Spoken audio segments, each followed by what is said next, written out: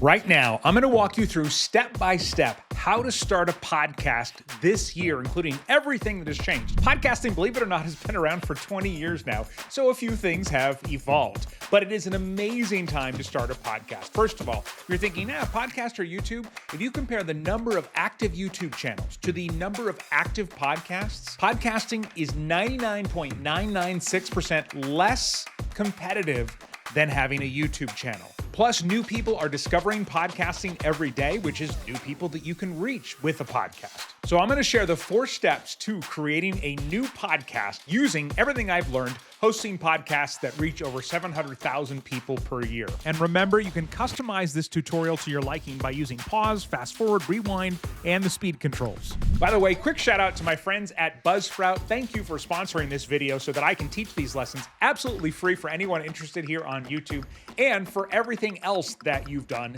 to make podcasting so much easier than it used to be. All right, let's jump into step 1 of planning. And the first thing you're going to want to do is to really think about what is your goal or objective for this podcast that you want to start. When we work with online entrepreneurs on creating podcasts to generate leads and sales and build their authority and all that kind of stuff, we say, what do you want it to do? And they often will say, I don't know. Or they'll say, oh, I want it to do, and they have this laundry list of things. It's going to be really important that you pick one thing that you want it to do for you or for your business or for your life. Now, you could have a couple of secondary goals, but when we focus on 10 things, we're not going to achieve any of them. So be very clear, just jot it down on what that's going to be. It's also good to know this so that when you do hit a point, and we all hit this point, where you get into a week and you're like, I don't really feel like podcasting this week, or I'm tired, or I'm sick, or life's happening, then you can go back to that objective, that goal, that why for why you want to do the show, to make sure that you keep going. Maybe you want to spread a message. Maybe you want to teach people or help people with a certain problem. Whatever it is, write it down. Which takes us to the second part of planning. Who is your audience? Like, who are you going to be talking to? Who is the show for? And what is your topic going to be? Now, one of the great things about podcasts is to be wildly successful, you don't need millions and millions of people listening like mass media does, right? So get specific, narrow down. There's 2 advantages to doing this, okay? The first one is going to be when somebody does find your podcast and you're more narrow or more specific, talking to exactly to them and their interests or their problems that you're solving, they're going to be so much more passionate, so much faster, okay? And then the second reason to really narrow down who you're going to be talking to or what your topic is going to be, it's going to make it much, much easier for you to stand out in your industry. If you're creating a podcast about how to be healthy, it's going to be really hard to stand out among the, I don't know how many hundreds or thousands of podcasts about health. So again, the more narrow you can be, the better. Now, is it possible to go too narrow? Perhaps, but here's how to make sure you don't go too narrow and how to make sure you have a solid idea for your podcast. I call it the 10-ep test, which is short for 10 episode test. I want you to put away your phone, get off of Google, close ChatGPT or any other AI tools, and just off the top of your head, write down 10 ideas for podcast episodes, okay? Sometimes we come up with a really interesting, exciting topic. It sounds like it's going to be amazing, but most podcasts that are really successful go, 100 plus episodes. You don't want to get to episode 4 and go, oh gosh, I don't even know what I'm going to talk about in the next episode. So without using the internet, this is the only time I'll tell you this, without using the internet or anything online, take 10, 15 minutes, see if you can come up with 10 topics. If you can, you probably have a really good idea for a show that you can keep moving with. If not, it might be time to rethink that audience and topic portion. And then in the future, I promise, use ChatGPT for ideas as often as you want. Another important part of planning is going to be your format and your length. So format, we have solo shows, just you talking into the microphone for the full episode, interview shows where you interview somebody else, obviously, or we have co-host shows or you and a sidekick. A lot of different ways to go with this, or you could do a combination of them. Each one has their advantages and disadvantages, and I'm not going to go deep on those in this video, but I do have a resource linked in the description if you're just completely stuck. But I do want to say this, no matter what format you're going to go with, unless your show is an interview show, and it will always be an interview show, I strongly encourage new podcasters to at least do some solo episodes at the beginning. There's 2 really good reasons for this, okay? And the first one is it's going to make you a better podcaster. When we have a sidekick or a co-host or even somebody we're interviewing, it's much safer because you're having this conversation. We do this in life all the time, right? But when you're sitting in a room alone, like I am right now, talking into a microphone, if you've never done that before, it's super, super awkward, or at least it can be.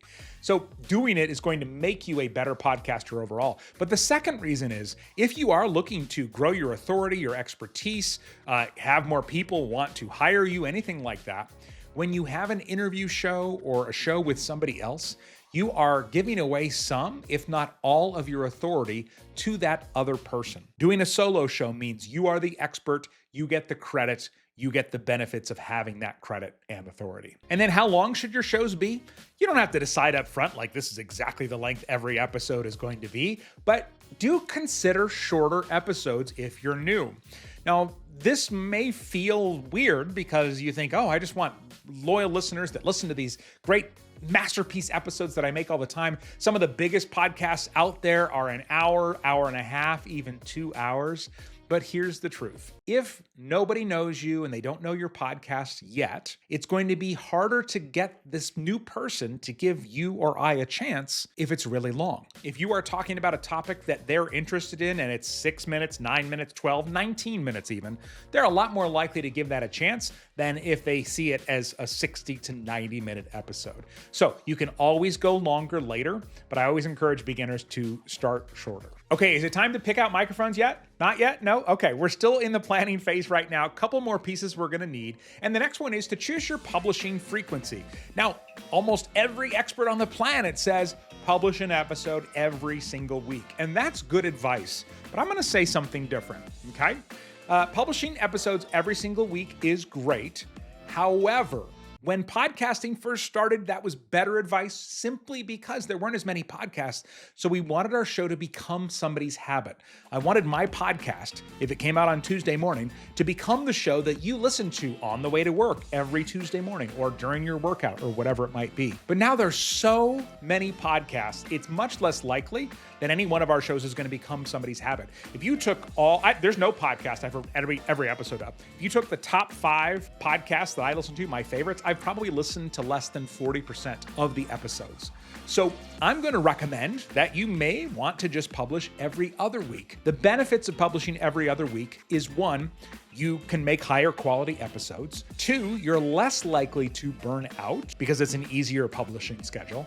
And 3, you get more time to promote the episodes. So when you have an every other week publishing schedule, you could promote the new episode one week, then the next week promote one of your older episodes once you've built up a library of them. It gives you an opportunity to get more out of the evergreen content you're going to be creating with a podcast. Weekly is still great advice. If you can keep up with that, nothing wrong with that. But bi-weekly, something to consider. All right, the final 3 pieces of our planning phase are going to be your title, your description, and your podcast cover art.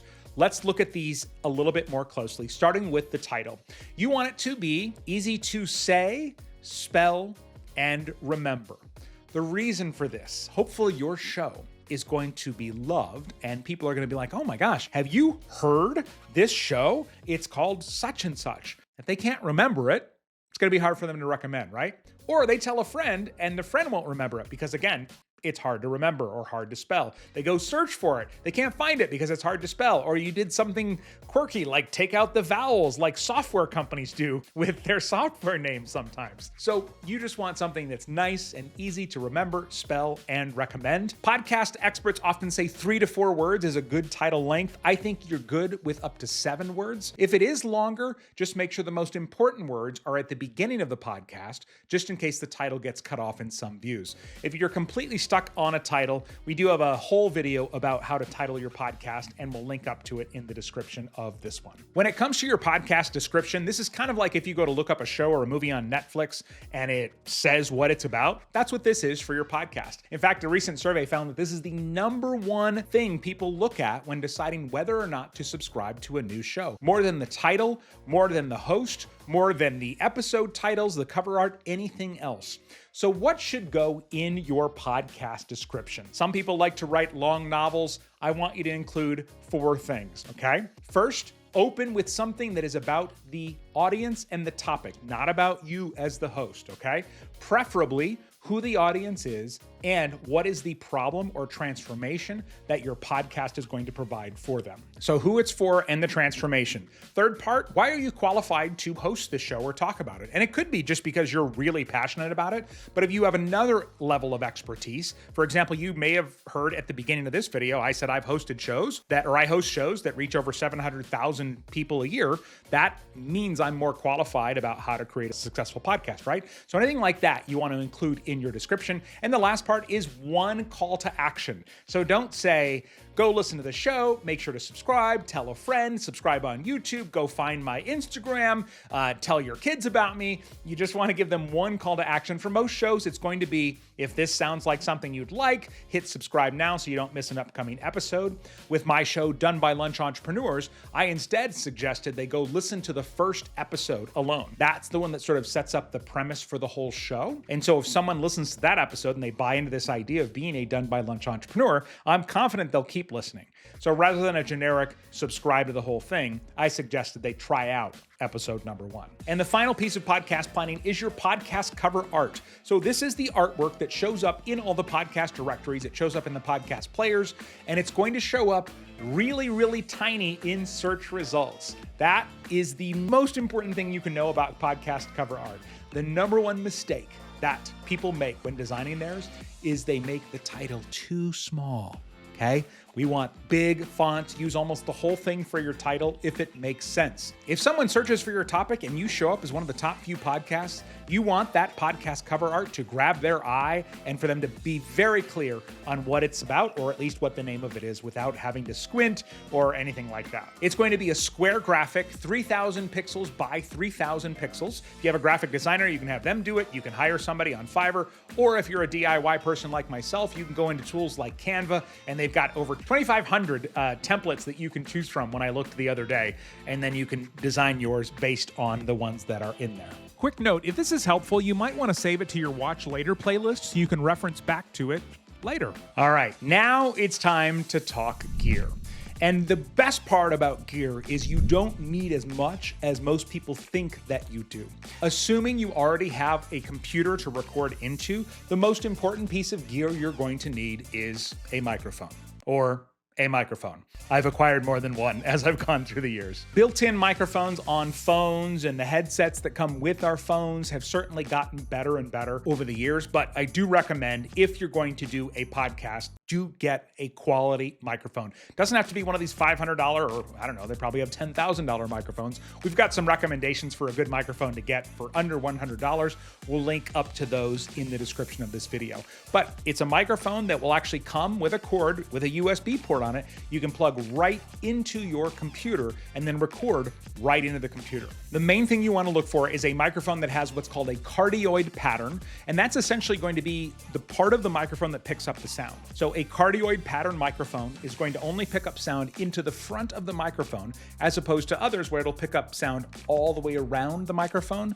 We don't want that, okay? Because we're often recording in the corner of a room like I am right now. And depending on the microphone, you may want a stand, or I've got mine on an arm, because you want the microphone to be positioned about 2 inches away from your mouth.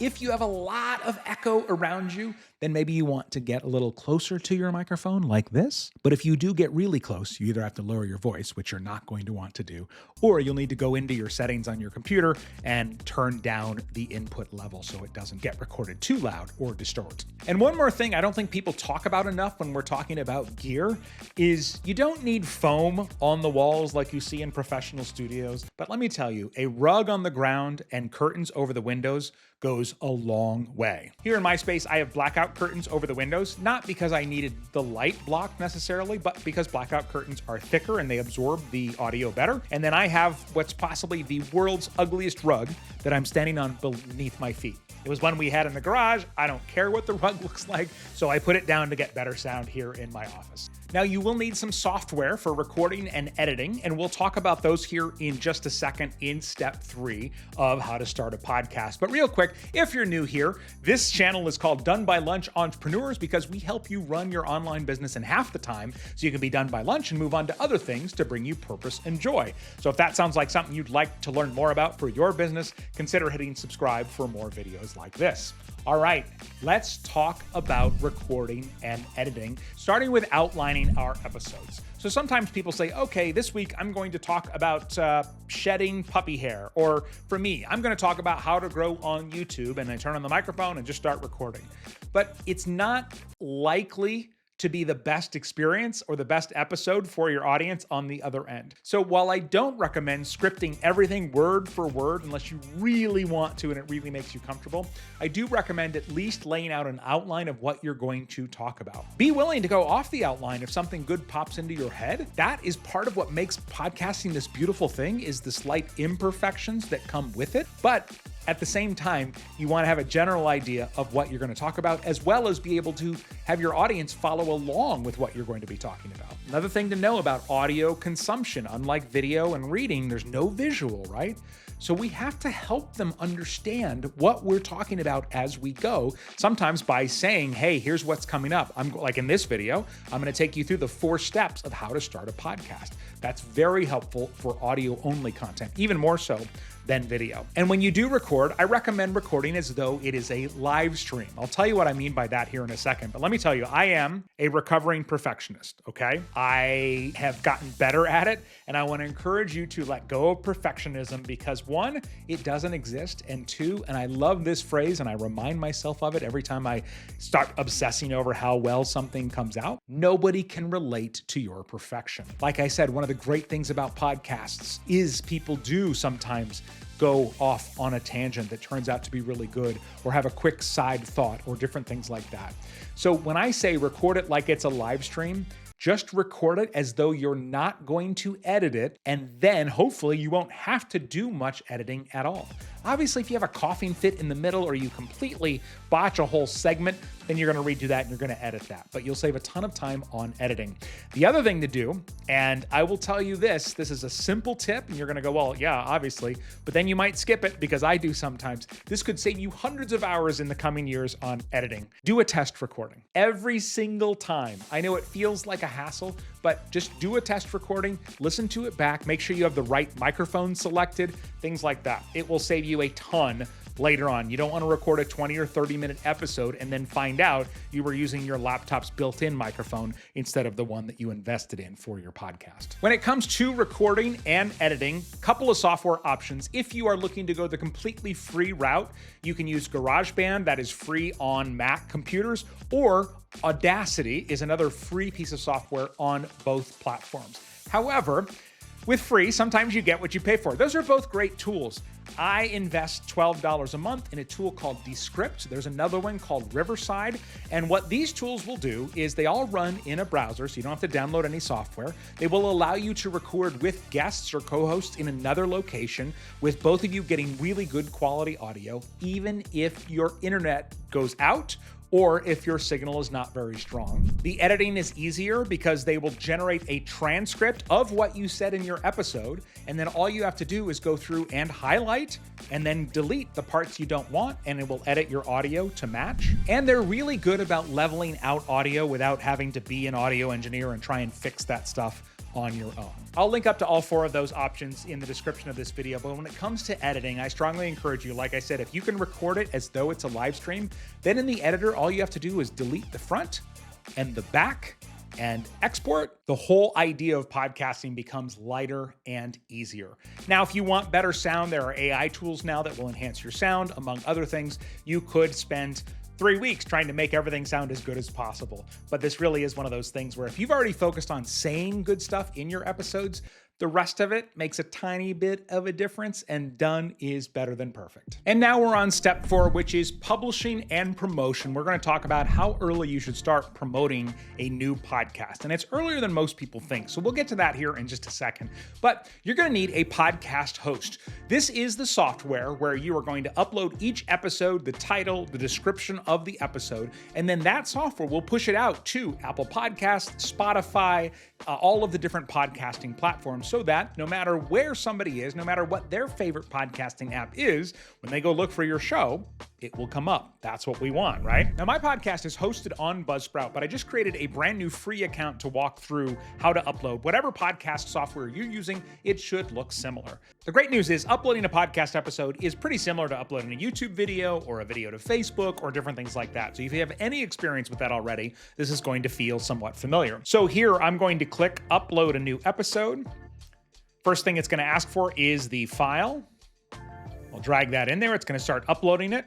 Then you put in your episode title, then type in your episode description. So I'm going to paste mine in here. You have up to 4,000 characters, so you can go deep on some certain things, but make sure that the first line or two clearly explains what the show is about, because that's going to help somebody understand beyond just what the title says, whether or not it will benefit them or not. Next is episode artwork. So you've already designed artwork for your show. That'll be there by default. Some people, I don't know what the percentage is, almost none, but some podcasters like to have a new piece of cover art for every single episode. Maybe this will become the norm in the future, but if you were going to do that, then you could upload it right here. Then if you have a season number, you don't have to have seasons, you put it there. We're going to put in our episode number as episode 1, and then choose the episode type. So this is a full episode. If you have full episodes you publish once a week, you might also have a bonus episode occasionally, or you might have a show trailer, which is like a movie trailer for your show. So you can designate that in the dropdown.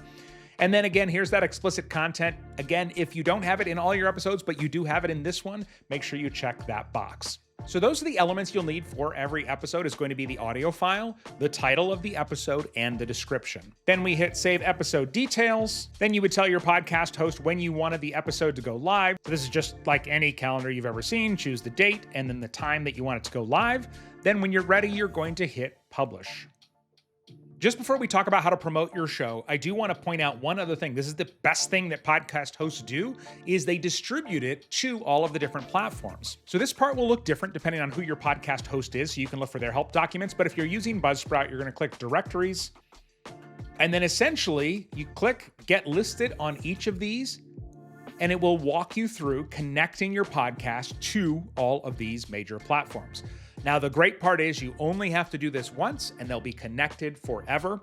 Some of them are a little more complex. They take a few steps. Others, once you have your show there, you just hit connect and it'll just do it automatically. But take the time to go through and do all of those. And with some of them, you do have to be approved. So this is something you're going to want to do ahead of time, not the day that you're hoping to announce that your show is live. Speaking of your show being live, let's talk about two important things. How many episodes should you have on day one? And how soon should you start promoting? Well, let's start with the promotion part. I think you should start talking about a new podcast at least 3 weeks before it goes live. Start posting on your social media. Here's the great thing about this.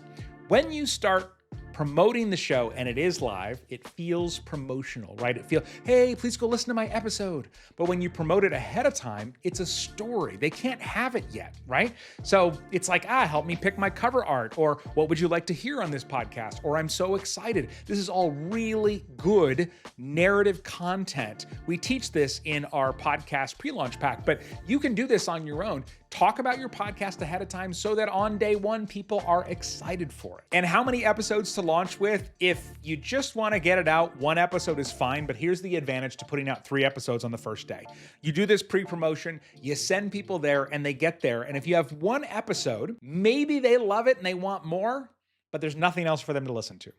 If you have 3 episodes, they love it, then they can listen to another one and become more loyal and start telling other people about it. But more than that, if you have 3 different episodes, maybe one of the titles doesn't appeal to them, but a different one does. Well, you have a much better chance of somebody trying out your podcast if there's 3 different topics or titles for them to choose from. All right, what other questions do you have about podcasting? I would love to try and answer in the comments or make a new video about them. As you can see by the sign on the wall here, I believe we all do better when we all do better. So please Let me know what questions you have. And if you are starting a podcast, I have another video I think you're gonna like. Podcasting tips that no longer work. I mentioned how podcasting has been around for 20 years now, and it has evolved. So check out that video next, linked up on the screen right now, and I will see you in the next video. Thanks for watching.